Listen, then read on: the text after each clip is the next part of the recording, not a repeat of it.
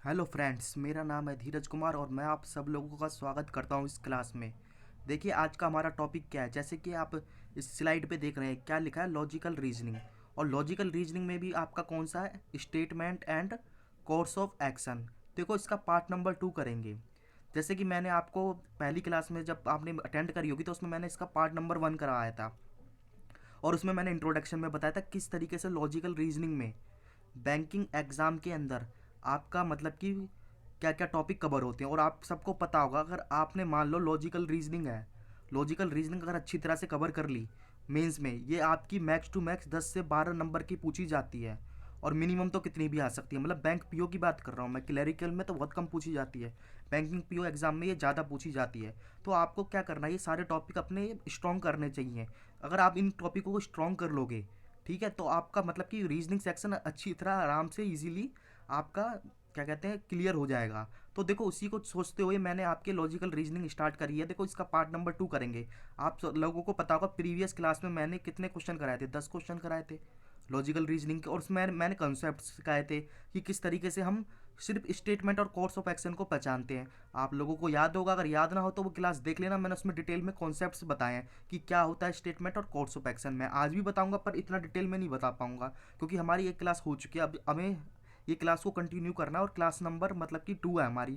तो देखो इसके अंदर आज फिर से अगेन मेरे पास 10 क्वेश्चन है, तो इसको मैं कंटिन्यू करूंगा। तो इसके अंदर कम से कम मेरा टारगेट है कि इसके अंदर कम से कम 50 क्वेश्चन कराने हैं आपको।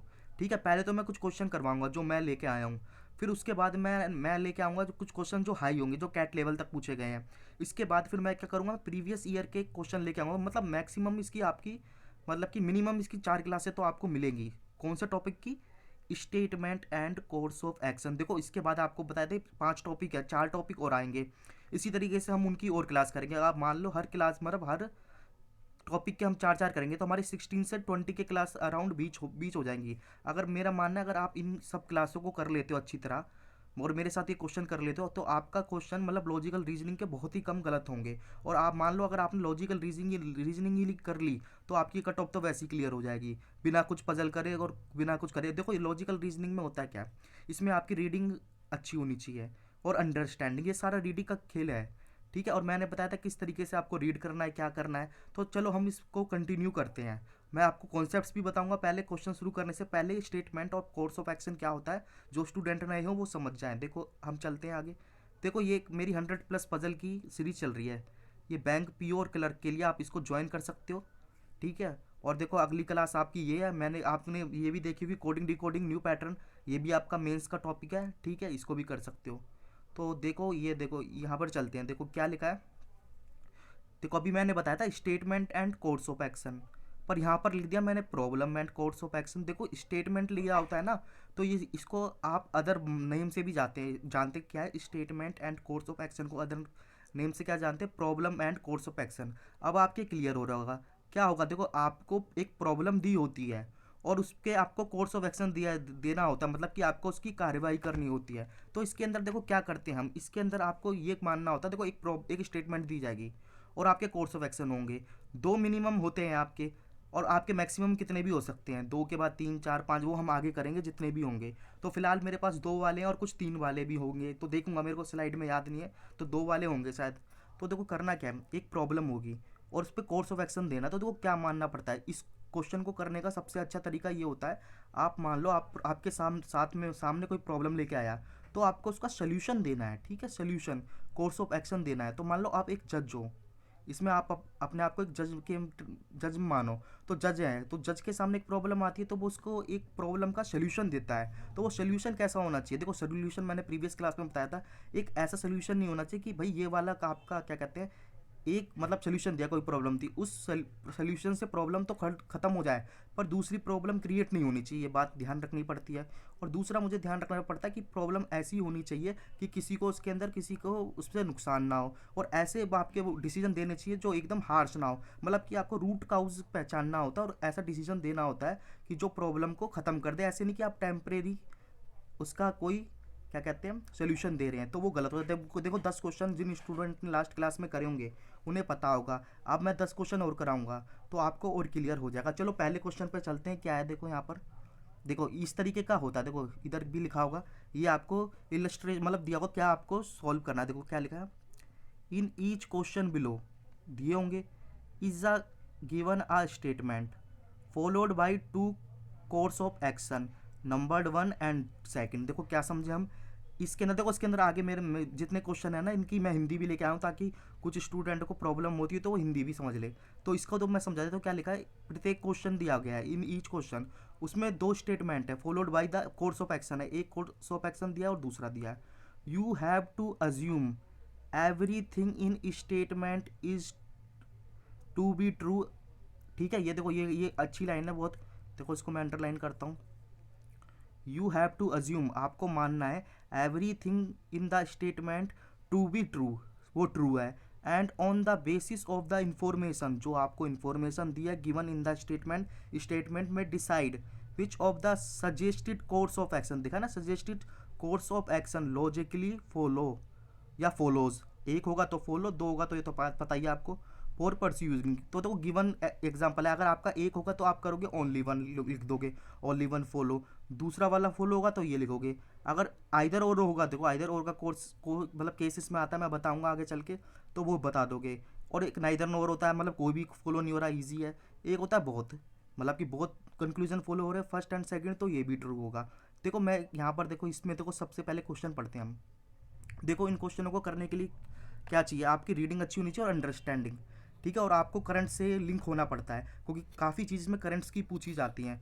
बाकी देखो ये आप स्टेटमेंट आया, इसमें लिखा है कोर्स ऑफ एक्शन, हम पढ़ेंगे तो इसको स्टेटमेंट को क्या मानेंगे, जहाँ पर कोर्स ऑफ एक्शन आ जाएगा ना आपके एग्जाम में, तो ये प्रॉब्लम होती है, ये आपकी प्रॉब्लम ही होती है। देखो क्या है, मैं पढ़ता हूँ इसको, देखो a very large number of recently recruited officer left the bank.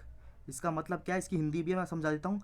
मतलब कि एक large number of a very large number of recruited officer है, उन्होंने बैंक को छोड़ दिया, ठीक है, after attending the training program, training program attend करने के बाद, on branch banking operation conducted by the bank. तो ये क्या है, देखो अगर आपको समझ आ रहा हो तो एक तरह की प्रॉब्लम है, देखो ठीक है। और अब इसमें कोर्स ऑफ एक्शन है, मतलब आपके पास ये प्रॉब्लम आया है कोई लेके, आप एक जज हो या सुप्रीम अथॉरिटी हो, तो आपको अपना जजमेंट देना है। और जजमेंट मैंने बताया कि इस तरीके से आपको इसको स्टेटमेंट को अच्छी तरह समझना है, इसका रूट काउज क्या है, और आपको जजमेंट ऐसा देना है किसी को प्रॉब्लम क्रिएट ना करे, और ये मतलब कि ये प्रॉब्लम आपकी सॉल्व हो जाए।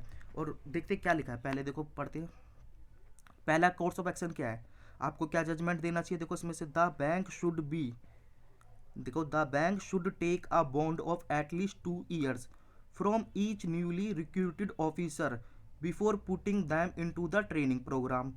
ठीक है, आपको समझ आएगा क्या कह रहा है, मतलब बैंक को, the bank should be take a bond, आप बॉन्ड बढ़वाना चाहिए एटलीस्ट 2 year, ठीक है, जो न्यूली रिक्रूटेड ऑफिसर हैं, बिफोर पुटिंग दैम मतलब उनको मतलब कि ट्रेनिंग प्रोग्राम से करवाने से पहले मतलब कि वो क्या क्या करवाना चाहिए आपका बॉन्ड, तो क्या होगा उससे वो शायद ना जाए। और दूसरा है the bank should conduct the training program at least 1 year after newly recruited officer join the bank. देखो ये स्टेटमेंट आपको ना सिमिलर लग रही होंगी, पर आपने जरा सा भी एक वर्ड भी इसके अंदर मिस कर दिया, ये लॉजिकल रीजनिंग है, इतनी इजी नहीं होती है, एक वर्ड भी मिस कर दिया तो मीनिंग बदल जाता है, चेंज होता है पूरे सेंटेंस का।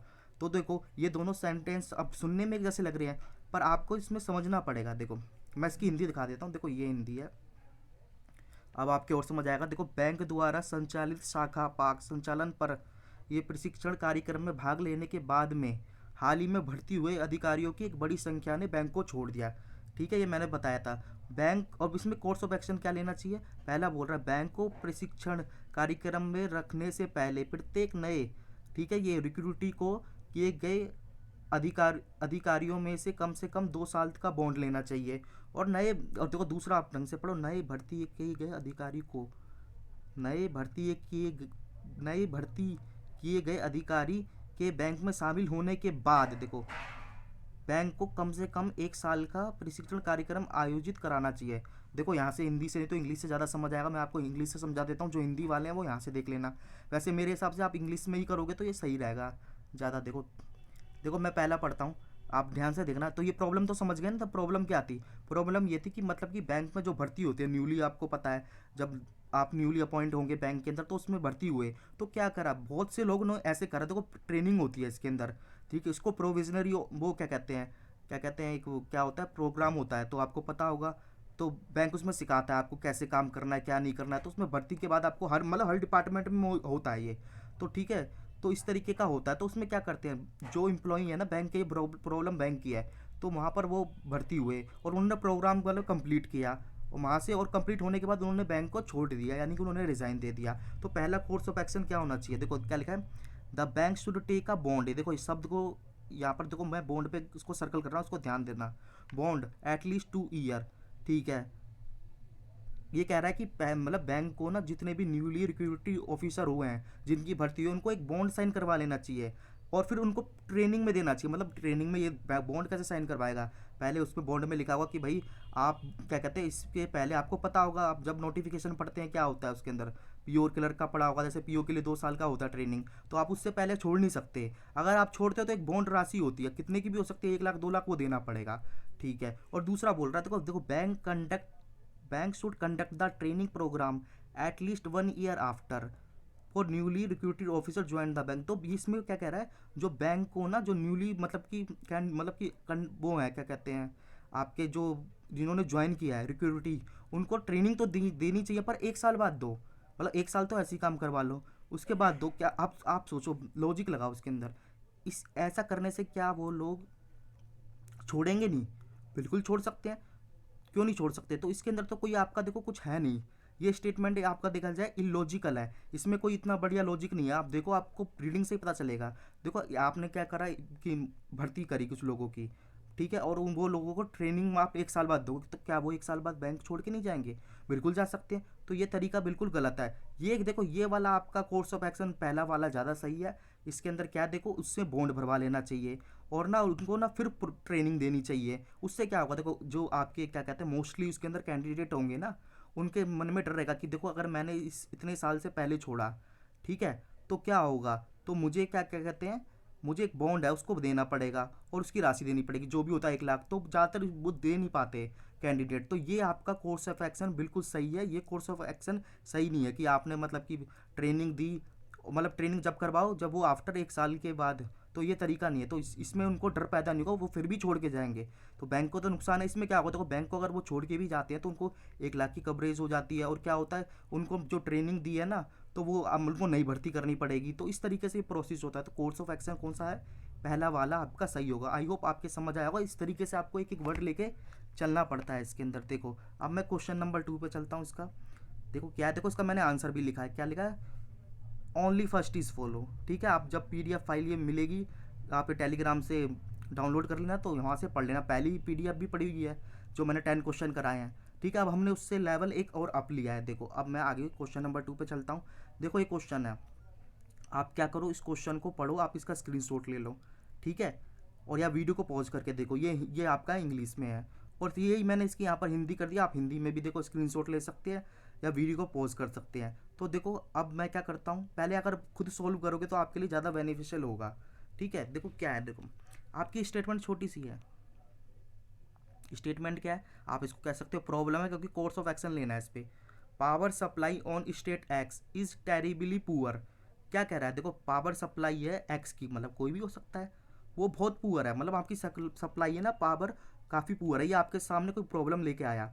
तो देखो अब आपके पास ये हैं 2 कोर्स ऑफ एक्शन है, आप इसमें से किसके साथ जाओगे। देखो क्या लिखा है, the concern authorities should immediately take measures to protect power theft, ठीक है। इस तरीके से ये शायद गलत छप गया है, मतलब क्या रहेगा, द कंसर्न ऑथोरिटी, जो मतलब कि बिजली से कंसर्न ऑथोरिटी है, संबंधित है, उसको इमीडिएटली टेक मेजर लेना चाहिए टू प्रोटेक्ट पावर थेफ्ट, ताकि बिजली की चोरी ना हो। दूसरा है, the government should by Axis power from the neighbouring state. तो आप सोचो इसमें से कौन सा सही है। देखो मैं हिंदी में बता देता हूँ इस तरीके से, ये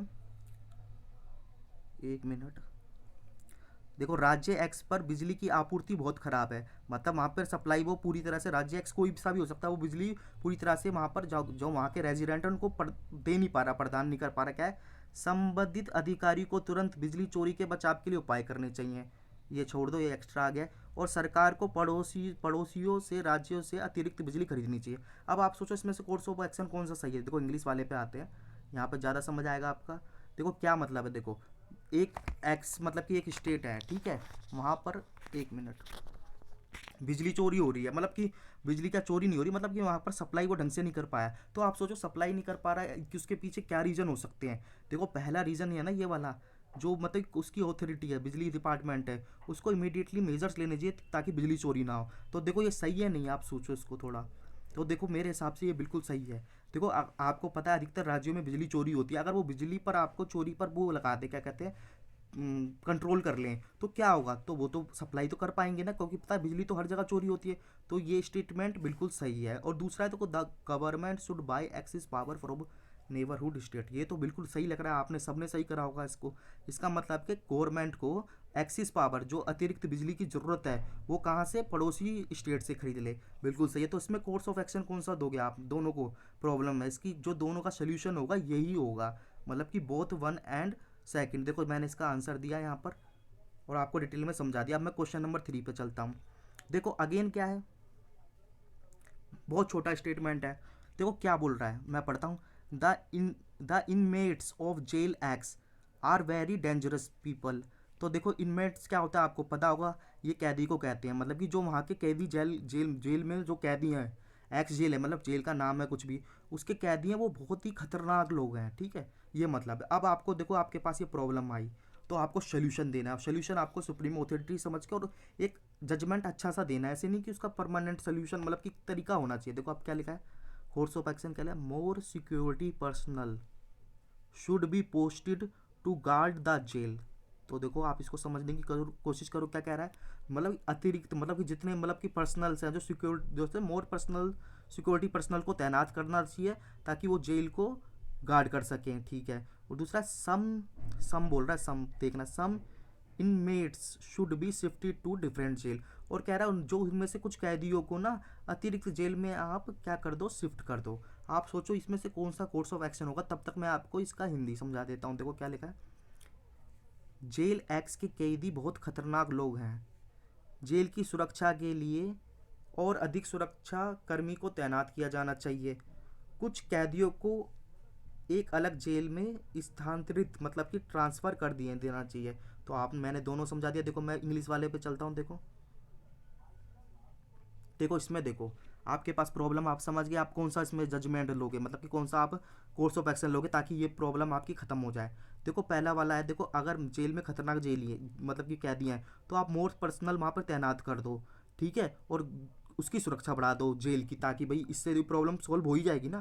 भाई ज़्यादा खतरनाक जेल वो कैदी हैं, तो मान लो आपने देखा होगा जेल जैसे कि, मतलब कि देखा होगा तो क्या होता है उसमें, मतलब कैदी होते हैं, तो आप वहाँ पर बाहर तैनात कर दो लोगों को, तो उससे क्या होगा, उनमें डर होगा। डर होगा तो वो मतलब कि आपकी कोई ऐसी एक्टिविटी, गलत एक्टिविटी कर नहीं पाएंगे। तो ये कोर्स ऑफ एक्शन बिल्कुल ठीक है। और बोलता है सम, कुछ कैदी हैं जो इंटीमेट से should be shifted different jail.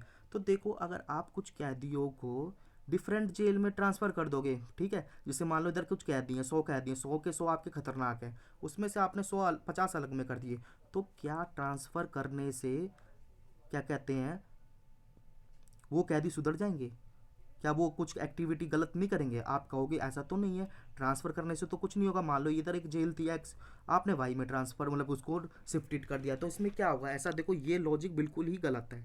ऐसे करने से तो ये प्रॉब्लम तो आपकी कम नहीं होगी ना, वो तो फिर भी डेंजरस ही रहेंगे। ये इससे हो जाएगी पहली वाली से कि आपने क्या करा, उधर उनके सामने ना पर्सनल, जो सिक्योरिटी पर्सनल से तैनात कर दिए ताकि वहाँ पर वो उन पर निगरानी रख सके, तो उससे देखो कम एक्टिविटी करेंगे वो खतरनाक जो कहती हैं, ठीक है। तो मेरा ऑप्शन क्या होना चाहिए, मतलब कि कोर्स ऑफ एक्शन मेरा फर्स्ट सही है, ये लॉजिकली भी है और ठीक है, और दूसरा वाला मेरा गलत है।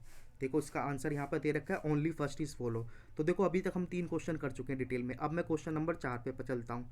अगेन क्या करना है, देखो आप इसका स्क्रीनशॉट ले लो, ठीक है, और ठीक है, और खुद करने की कोशिश करो। देखो ये इंग्लिश में है और ये देखो ये हिंदी में है, ठीक है। अब मैं चलता हूँ क्वेश्चन पे, पढ़ते हैं इसको क्या लिखा है। स्टेटमेंट है और कोर्स ऑफ एक्शन है, यानी कि ये तो प्रॉब्लम ही होगी हमारी। कल का है, three persons were catch with huge arms and ammunition in the city. इसका मतलब समझो, देखो पहले इसका मतलब 3 लोग पकड़े गए विद ह्यूज आर्म्स, ठीक है, और वो ये एम्यूनिशंस मतलब कि गोला और बारूद के साथ उनको पकड़ा गया। देखो इसकी मैं हिंदी यहाँ पर दिखा देता हूँ आपको। देखो हथियार और गोला बारूद, देखो शहर में भारी मात्रा में हथियार और गोला बारूद के साथ 3 व्यक्ति पकड़े गए, ठीक है। अब देखो इसमें आपके सामने ये प्रॉब्लम आई। अभी ये प्रॉब्लम किस तरीके से आपकी कम हो सकती है या सॉल्व हो सकती है, देखो क्या है, क्या लिखा है, police should be instructed for night patrolling. मतलब क्या है, पुलिस को आदेश देने चाहिए कि वो नाइट पेट्रोलिंग मतलब कि नाइट पेट्रोलिंग करें। और दूसरा है the 3 person should be sent free for their movements. जो 3 पर्सन पकड़े मतलब है ना जो पकड़े गए उनको छोड़ दो, फ्री कर दो। और should be carefully watched to nab the other criminals. तो देखो ये प्रॉब्लम आप देखो किस तरीके से है। अब देखो कुछ स्टूडेंट तो कहेंगे ये भी ठीक है और कुछ कहेंगे ये, कुछ कुछ अलग अलग आंसर आएगा, मगर आप ढंग से पढ़ो उसको। पहला बोल रहा है, देखो पुलिस है ना, देखो हिंदी में चल लेते हैं, यहाँ से और समझ आ जाएगा। रात्रि गश्त के लिए पुलिस को निर्देश दिए जाने चाहिए। तो ठीक है, ये तो मतलब कि देखो आपके शहर में मान लो आपने न्यूज़ में सुना होगा कि जैसे कि मान लो पुलिस ने कुछ लोगों को पकड़ा गोला बारूद के साथ, है ना, हथियारों के साथ, तो वो क्या करते हैं, ये तो सिंपल सा है, तो वो क्या करते हैं पुलिस की पेट्रोलिंग बढ़ा देते हैं ताकि और उनके कोई जो साथी हो छुपे हो वो पकड़े जाएं। तो उसमें डर बैठता है, तो शायद ये मतलब कि जो एक्टिविटी है ना ये और पकड़े जाने की संभावना मतलब कि और ज़्यादा लोग आप पकड़ सकते हो उस तरीके से। दूसरा बोला 3 व्यक्तियों को स्वतंत्र किया जाना चाहिए और अन्य अपराधियों को पकड़ने के लिए उनके आंदोलन के ध्यान को से देखा जाना चाहिए। तो देखो ये शायद हिंदी गलत होगी, तो मतलब मैं समझा देता हूँ कि आप ये कहने का मतलब ये है कि वो 3 व्यक्ति है ना उनको तो आप छोड़ दो दूसरे में, और ताकि उनके मतलब कि जो उनके दूसरे क्या कहते हैं साथी हैं वो पकड़े जाए। तो देखो दूसरा वाला आप सुनने में तो सही लग रहा होगा, पर ये कुछ अटपटा सा आपका लॉजिक है। तो इस तरीके के लॉजिक नहीं होते। अगर मान लो आपने 3 को तो छोड़ दिया जिनको पकड़ा था, आप उनका पीछा कर रहे हो, ज़रूरी है कि आप उनको पकड़ के कि उनके साथी पकड़ ही लोगे? क्या पता वो आपकी पकड़ से दोबारा से बाहर हो जाए, आपको चकमा दे के भाग जाए। तो ये तो रिस्की वाला काम हो गया। तो ये वाला लॉजिक मेरा कोर्स ऑफ एक्शन बिल्कुल गलत है। हाँ ये वाला सही है, पहला वाला कि आप पुलिस की पेट्रोलिंग बढ़ा दो ताकि उनके जो साथी हैं ना वो पकड़े जा सके। तो मेरा इसमें कौन सा हुआ लॉजिक फर्स्ट, मतलब कि कोर्स ऑफ एक्शन मेरा फर्स्ट है। तो देखो ये मेरा आंसर दिया, यहाँ से देख लेना। अब क्वेश्चन नंबर 5 है, ये भी देखो काफ़ी अच्छा क्वेश्चन है, इसको भी करते हैं। क्या लिखा है, the teenager are arrested by the police for taking drugs. देखो काफ़ी न्यूज़ में था ये आपका ड्रग्स का। तो देखो क्या है, मगर यहाँ पर थोड़ा स्टेटमेंट चेंज है। देखो लिखा टीनेजर, तो टीनेजर समझते हो ना, जो आपके 18 साल से कम होते हैं, वो पकड़े गए पुलिस के द्वारा ड्रग्स लेते हुए, ठीक है। ये आपके सामने प्रॉब्लम आई। तो आप ऐसा क्या करोगे, टीनेजर मतलब ड्रग्स लेना कम कर दे, तो इस तरीके से क्या करोगे, देखो आपके पास कोर्स ऑफ एक्शन है, the teenager should be mended, underline कर रहा हूँ, with corporate punishment by the police. तो इसका मतलब यह है जो टीनेजर पकड़े गए हैं ना उनको आप दंड दो, उनको टॉर्चर करो, उनको मारो पीटो, पुलिस के द्वारा उसको पनिशमेंट दिलवाओ। तो देखो इसके करने से क्या वो ड्रग्स लेना छोड़ देंगे, आप खुद सोचो। दूसरा है the teenager should be send to drug rehabilitation centre. ये तो आपने सुना होगा रिहैबिलिटेशन सेंटर, मतलब जो टीनेजर है उनको ना रिहैबिलिटेशन सेंटर में भेज दो ताकि वो ड्रग्स छोड़ सके। तो आप सोचो इसमें, मैं जब तक इसकी हिंदी बताता हूँ। देखो क्या है, ये देखो यहाँ पर किशोर कर देना, किशोरों को ड्रग्स लेने के आरोप में पुलिस ने गिरफ्तार किया। किशोरों को पुलिस द्वारा शारीरिक दंड दिया जाना चाहिए, ठीक है, मतलब उनको मारपीट कर देनी चाहिए ताकि वो ड्रग्स लेना छोड़ दे। और किशोरों को ड्रग्स रिहैबिलिटेशन सेंटर भेज देना चाहिए।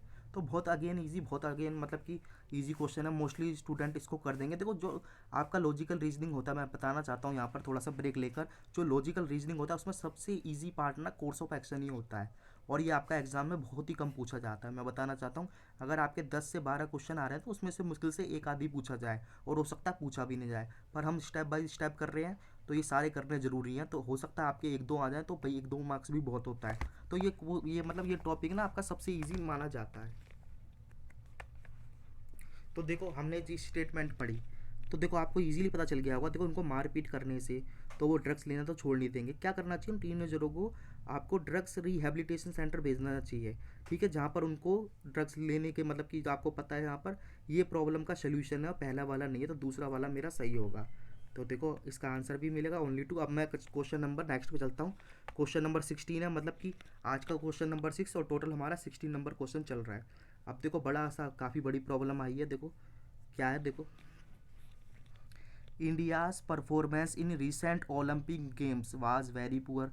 आपको पता है वैसे भी पुअर ही रहता है। ये देखो, India's performance in the recent Olympic games was very poor, not even a single medal could be bagged by the players. मतलब कि ओलंपिक में इंडिया का परफॉर्मेंस बहुत बेकार रहा, उनके द्वारा एक मेडल भी जीता नहीं गया।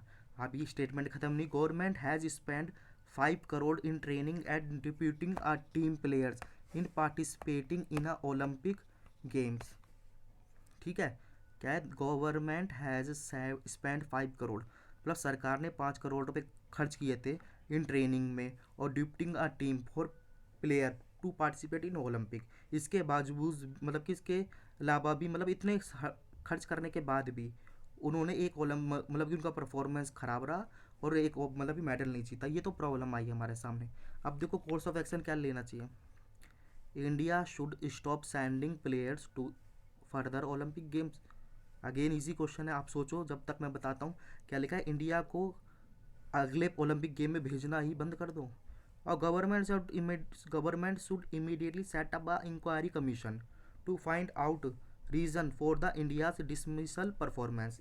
इसका मतलब क्या है, इंडिया मतलब गवर्नमेंट को एक इमीडिएटली कमेटी बनानी चाहिए, इंक्वायरी करनी चाहिए उसके पीछे कारण क्या था कि उनका मतलब परफॉर्मेंस इतना ख़राब रहा। तो अगेन इजी क्वेश्चन है, आप इसका आंसर करो जब तक मैं देखो हिंदी में बता देता हूँ यहाँ पर। क्या है, हाल ही के ओलंपिक खेलों में भारत का प्रदर्शन बहुत खराब रहा, खिलाड़ियों द्वारा एक भी पदक हासिल नहीं किया गया।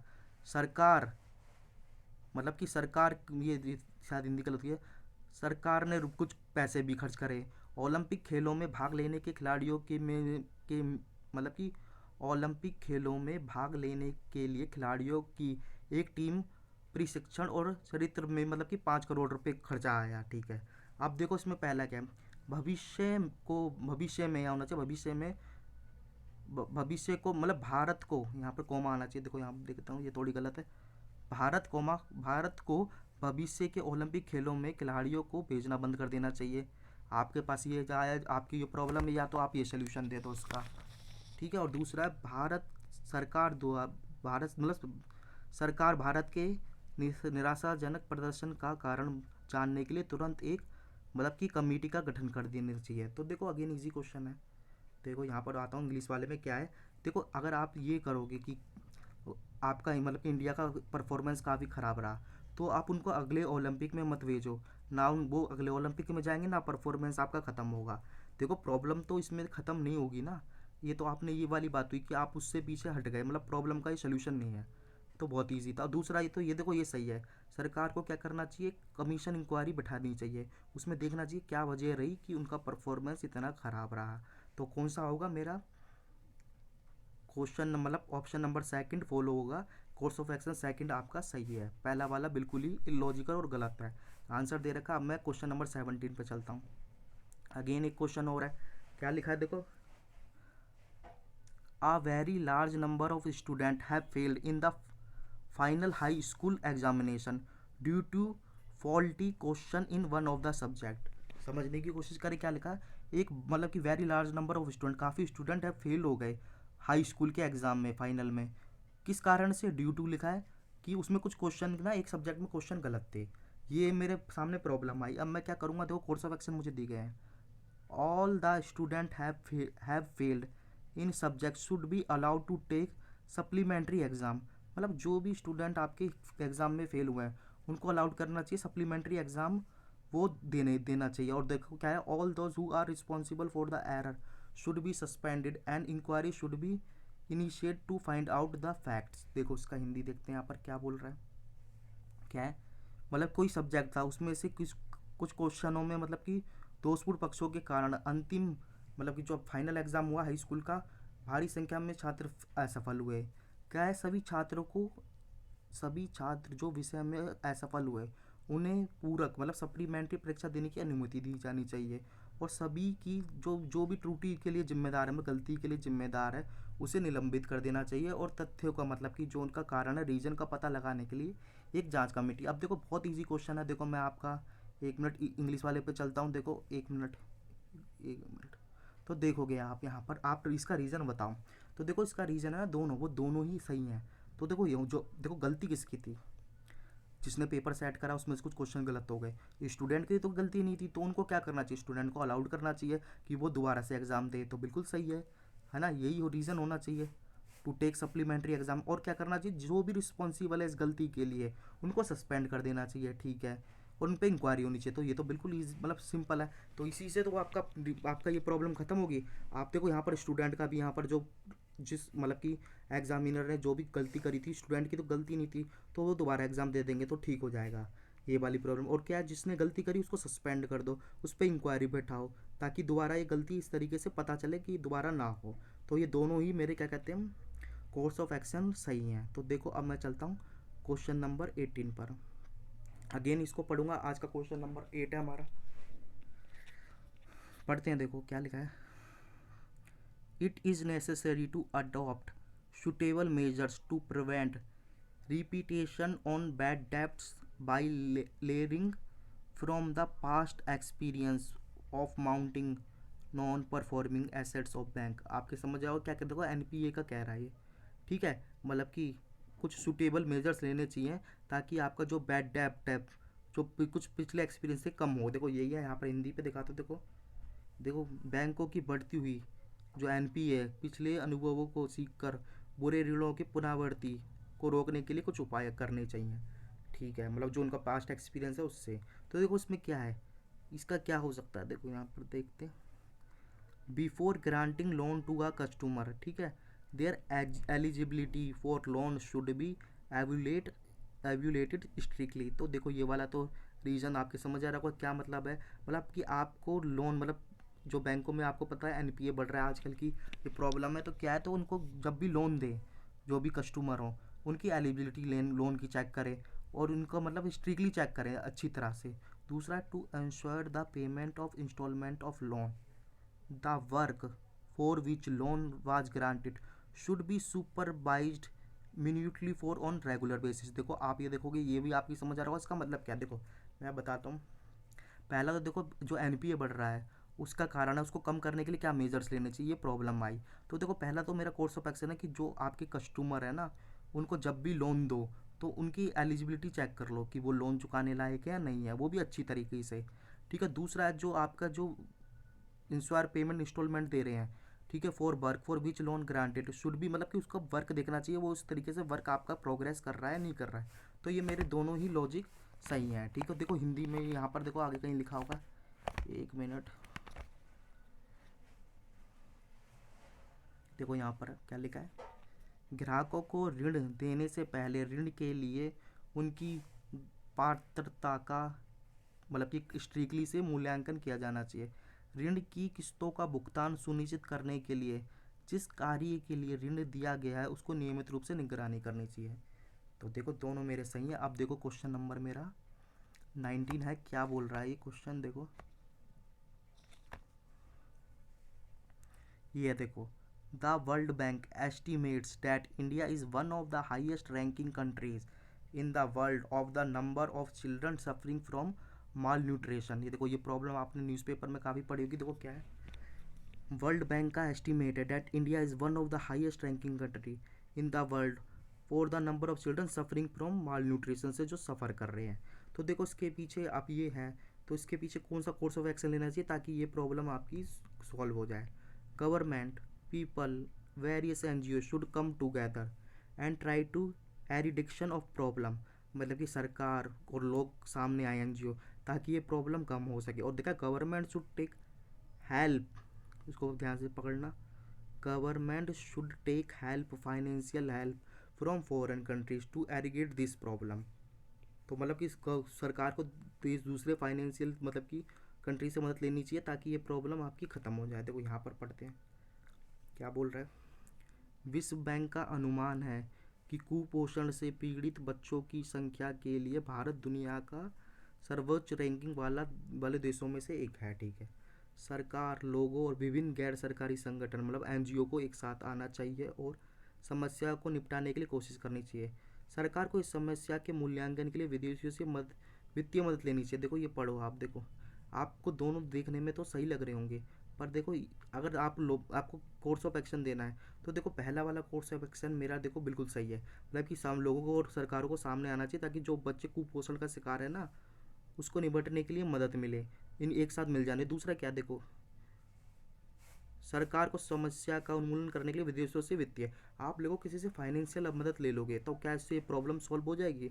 तो इसमें ना प्रॉब्लम की बात नहीं करिएगा, इसमें तो करा है क्या कि आप किसी से ऋण ले लो, तो ऋण लेने से आपकी समस्या नहीं होगी। ये पहला वाला लॉजिक सही है, दूसरा वाला गलत है, क्योंकि इसमें लॉजिक दिया गया कि आप सबको आएगा तो समस्या को निपटने की कोशिश करनी चाहिए। लिखा है ना सरकार, लोगों और विभिन्न एनजीओ का आना चाहिए। इसमें तो ये बोला सरकार को इस समस्या का मतलब कि निवारण करने विदेशियों से मदद लेनी चाहिए, तो मदद लेने से तोड़ना होगा, मतलब विदेश से पैसे लेने से, उसके पीछे इम्प्लीमेंट करना पड़ेगा। तो इम्प्लीमेंटेशन वाली बात यहाँ ये लॉजिक गलत है, तो मेरा ऑप्शन नंबर ए होना चाहिए। देखो यहाँ पर आंसर लिखा है ऑप्शन नंबर ए, इसको काट देना, एक मिनट, ये गलत आ गया, यहाँ पर बोथ नहीं है, ओनली आएगा, ओनली फर्स्ट इज फॉलो। आगे देखो चलते हैं। देखो क्वेश्चन नंबर हमारा ये दूसरा मतलब कि 20 है और आज का लास्ट क्वेश्चन है, ध्यान से पढ़ते हैं। देखो क्या लिखा है, concerns have risen about air pollution in Indian cities। ठीक है, a recent reported by the World Health Organization stated that 20 most polluted city in the world, 13 are in India। देखो ये न्यूज़ पुरानी है, आपने पढ़ा हुआ, क्या कहना चाह रहा है कि देखो एयर पोल्यूशन है ना इंडियन सिटी में काफ़ी है, चिंता की बात है। एक रिपोर्ट सामने आई वर्ल्ड बैंक और मतलब WHO की, उसमें बताया कि जो 20 मोस्ट सिटीज़ हैं ना, 20 मोस्ट सिटी हैं वर्ल्ड की, उसमें से 13 तो इंडिया की हैं। ठीक है, अब देखो ये आपके सामने प्रॉब्लम आई एयर पोल्यूशन को रिगार्डिंग से। अब क्या करना चाहिए एयर पोल्यूशन ताकि हमारा कम हो जाए, तो आप इसमें कोर्स ऑफ एक्शन देंगे क्या है, pollution committee should immediately take certain major to control the pollution levels in India. ठीक है, पहला ये पोल्यूशन कमेटी को कुछ मतलब एकदम ऐसे निर्णय लेने चाहिए, सर्टन मेजर्स, ताकि पोल्यूशन कम हो जाए। और देखो licence of the polluting industries should be cancelled and owner should be put behind the bars. देखो इसको समझने की कोशिश करो, ये काफ़ी अच्छा क्वेश्चन है। देखो ये वाला तो आपको सही लग रहा है देखने में, और ये भी सही लग रहा है, पर आप देखो तब आप इसका आंसर जब तक करो समझो उसको, और मैं तब तक हिंदी में समझाता हूँ, फिर देखो आपको क्लियर हो जाएगा। देखो क्या लिखा है, भारतीय शहरों में वायु प्रदूषण को लेकर चिंता बताई गई है। विश्व स्वास्थ्य संगठन या WHO की हालिया रिपोर्ट में कहा गया है कि दुनिया के 20 सबसे प्रदूषित शहरों में से 13 भारत में है, मतलब कि सिटीज़ है ना जो 20 में से, वो तो 13 में, मैंने बता दिया था। कोर्स ऑफ एक्शन है, भारत में प्रदूषण के स्तर को नियंत्रित करने के लिए प्रदूषण समिति को तुरंत कुछ ना कुछ उपाय करने चाहिए। ठीक है, और दूसरा प्रदूषणकारी उद्योगों के लाइसेंस को रद्द कर दिए जाने चाहिए और उनके मालिकों को सलाखों के पीछे रख देना चाहिए। देखो देखने में दोनों सही लग रहे हैं, पर आप ध्यान से सोचो, देखो पहला वाला तो आपका सही है ही, ये तो सभी स्टूडेंट ने कर दिया, और कुछ लोगों ने मतलब ज़्यादा लोगों ने ये भी करा होगा। आप सोचो कि क्या इससे क्या देखो आपकी ये प्रॉब्लम ख़त्म हो जाएगी? देखो हाँ, आप कहोगे बिल्कुल प्रॉब्लम तो ख़त्म हो जाएगी, जो भी आपकी पोल्यूटेड मतलब कंट्री जो पोल्यूशन कर रही है, मतलब ये उद्योग कर रहे हैं, उनका तो लाइसेंस रद्द कर दो, उनके मालिकों को जेल के पीछे रख दो। जेल के पीछे क्यों भेज दो? ताकि उन्होंने प्रदूषण किया है। देखो देखने में सही है, पर मैंने बताया था जब भी हमें क्या कहते हैं कोर्स ऑफ एक्शन लेते हैं, तो हम ऐसा कोर्स ऑफ एक्शन लेते हैं कि वो प्रॉब्लम आपकी परमानेंटली हो जाए, मतलब परमानेंटली एकदम सॉल्व हो जाए, या किसी भी तरीके से सॉल्व होनी चाहिए। तो देखो इसमें तो सॉल्व हो रही है कि कमेटी बैठाओ, तो ताकि इसके पीछे कारण क्या, तुरंत लिखा है ना, तुरंत इमीडिएटली आप पता लगाओ। दूसरा ये भी सही है देखो, पर देखो इससे प्रॉब्लम तो खत्म हो जाएगी, पर आपकी दूसरी प्रॉब्लम क्रिएट हो जाएगी। मैंने बताया था एक प्रॉब्लम खत्म करने के लिए दूसरी प्रॉब्लम हम क्रिएट नहीं कर सकते, मतलब कि आप क्या जो इंडस्ट्रीज़ हैं जो प्रदूषण करती है उनका लाइसेंस रद्द कर दो, उनके मालिकों को जेल भेज दो। इससे देखो आपकी प्रॉब्लम हो जाएगी, पर दूसरी प्रॉब्लम क्या क्रिएट हो जाएगी, देखो वहाँ पर देखो जो है वहाँ पे काफ़ी वर्कर काम कर रहे होंगे, उनका रोज़गार जाएगा, और उनको जेल भेज दो, उनके पीछे जेल भेजने से तो कुछ होगा नहीं। ठीक है, तो देखो ये यहाँ पर इंग्लिश में लिखा है, देखो यहाँ पर ज़्यादा समझ आएगा clear. Licence of polluted industry जो पोल्यूशन कर रही है should be cancelled and owner should be put behind the bars, मतलब उनको जेलों के सलाखों के पीछे भेजना चाहिए। तो ये लॉजिक मेरा गलत है, क्योंकि इससे क्या है, देखो वैसे तो सही है, पर इससे मेरी ना दूसरी समस्या काफ़ी जो मैंने बताई वो क्रिएट हो रही है। आप तो एक तो कंपनी बंद कर दोगे, कितनी कंपनी से लोग जुड़े हुए हैं, तो वो गलत है। और दूसरा, आप किसी ओनर को मतलब कि जेल के पीछे भेज दो, तो ये मेरी प्रॉब्लम गलत है। तो उसका आंसर 1 होना चाहिए, ना कि बहुत। तो देखो यहाँ पर शायद आंसर दिया होगा, फर्स्ट इज फॉलो। देखो इस तरीके से आज की हमारी क्लास से मैंने आपको 20 क्वेश्चन कराए। आपको क्या करना है, देखो पहले मैंने 10 क्वेश्चन कराए हैं, आज 20 नहीं, आज मैंने 10 कराए हैं, 20 हमारे टोटल हो चुके हैं। तो आपको देखो पहली पुरानी क्लास देख लो, उसमें मैंने इंट्रोडक्शन बताया किस तरीके से आप इसको करते हो, डिटेल में बताया। और जो नए स्टूडेंट देख लो, उसमें बताया क्या क्या हम आगे करेंगे। और देखो इसके अंदर भी मैंने 10 क्वेश्चन करा, भी ये भी नई टाइप के थे। आप क्या करो, पीडीएफ फाइल मेरे टेलीग्राम से निकाल लेना और उसको रिवाइज करना, और वीडियो को 2-3 बार देखना, समझना है, क्योंकि ये लॉजिकल रीजनिंग है। ये मेंस का होता है पार्ट्स, आपको पता है। ये आपका 10 से 12 मार्क्स का आता है। तो अभी तो मैंने पहला टॉपिक ही करवाया है, अभी शायद इसकी मैं दो दो क्लासें और लूँ। ठीक है, तो हम इसके 40-50-60 क्वेश्चन करेंगे, या 3 भी क्लास हो सकती है। देखो 3 क्लास हो सकती है। देखो क्या है, 3-4। देखो क्या है, देखो ये मेरा टेलीग्राम चैनल है, ठीक है, ये मैंने अंडरलाइन करा है। इसको ज्वाइन कर लेना, यहाँ पर सारी पीडीएफ मिलती है जो भी मैं कराता हूँ, जितनी भी क्लासेस है। और दूसरा यूट्यूब चैनल है, इसका भी नाम सेम है। तो आप क्या करो, इस यूट्यूब चैनल को सब्सक्राइब कर लेना, ताकि आपको वीडियो ही मिलती रहे जो भी मैं लेटेस्ट लाता रहूँगा। नोटिफिकेशन बेल को ना आप प्रेस कर देना, ताकि वीडियो का अपडेट आपको मिलता रहे। और देखो अगर वीडियो आपको पसंद आई हो, तो इस वीडियो को ना आप ज़्यादा से ज़्यादा शेयर करें, ताकि इसकी रीच बचे। देखो क्या मतलब है, देखो मैं बताता हूँ ये इस तरह के टॉपिक मैं क्यों लेके आया हूँ। देखो आपको मैं थोड़ा सा बताता हूँ। देखो आजकल देखो क्या हो रहा है, देखो जितना भी आपका जो पढ़ा रहे हैं यूट्यूब चैनल पर, आपको जो कंटेंट मिलता है, उसमें मैंने देखा ज़्यादातर आपका ना जो मेंस लेवल का बहुत कम कंटेंट है। और पढ़ाते हैं तो वो ढंग से नहीं, थोड़ा सा इंट्रो दे देते हैं, और आपको फिर कन्फ्यूजन क्रिएट होता रहता है। मैं आपका इसमें पूरा कन्फ्यूजन क्रिएट मतलब कि ख़त्म करूँगा। देखो क्या होता है, देखो मैं यहाँ पर देखो सिलॉक्स क्या कहते हैं, सिलॉक्स हो गई, आपने देखा होगा, इनक्विलिटीज़ हो गई, ऑर्डर रैंकिंग, ये मैं नहीं करवा रहा फिलहाल।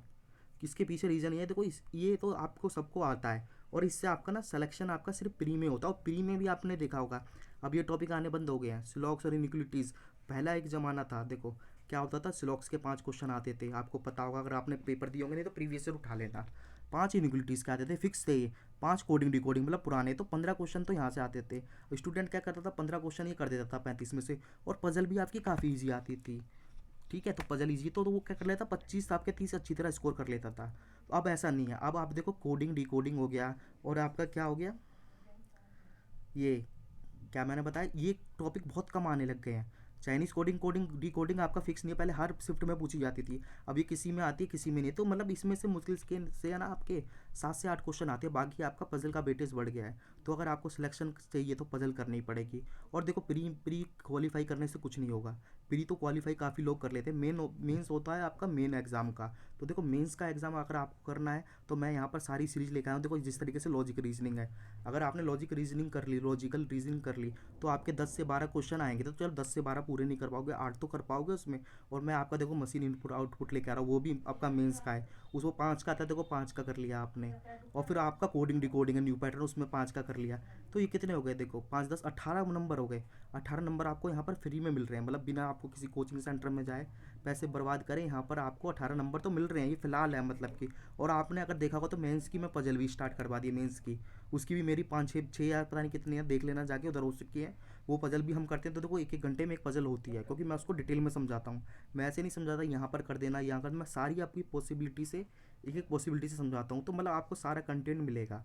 तो बस ये कि आप इसको वीडियो को शेयर करें ज़्यादा से ज़्यादा, और इस चैनल को सब्सक्राइब करें। देखो आज की वीडियो मैं यहीं पर एंड करता हूँ, उसका रिवाइज ज़रूर कर लेना।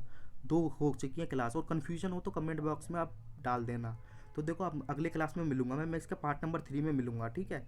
तो मैंने आपको बताया यहाँ पर मुझे आपके मतलब मिनिमम 50 से 60 क्वेश्चन करवाने हैं लॉजिकल के, और प्रीवियस ईयर के क्वेश्चन भी करवाऊंगा, ताकि आपको पता चल जाए जो अभी हम पढ़ रहे हैं वो आता भी है नहीं आता। ये तो बेसिक है, देखो बेसिक पढ़ना बहुत ज़रूरी है, ये 0 लेवल है। तो देखो लेवल अगर आपका 0 से स्टार्ट करोगे तभी तो हाई पे पहुँचोगे। तो ठीक है, हम इस क्लास को यहीं पर एंड करेंगे, मैं नेक्स्ट क्लास में मिलूंगा इसके पार्ट नंबर 3 में। तो तब तक क्या है, इसको रिवाइज कर लेना, PDF डाउनलोड कर लेना यहाँ से।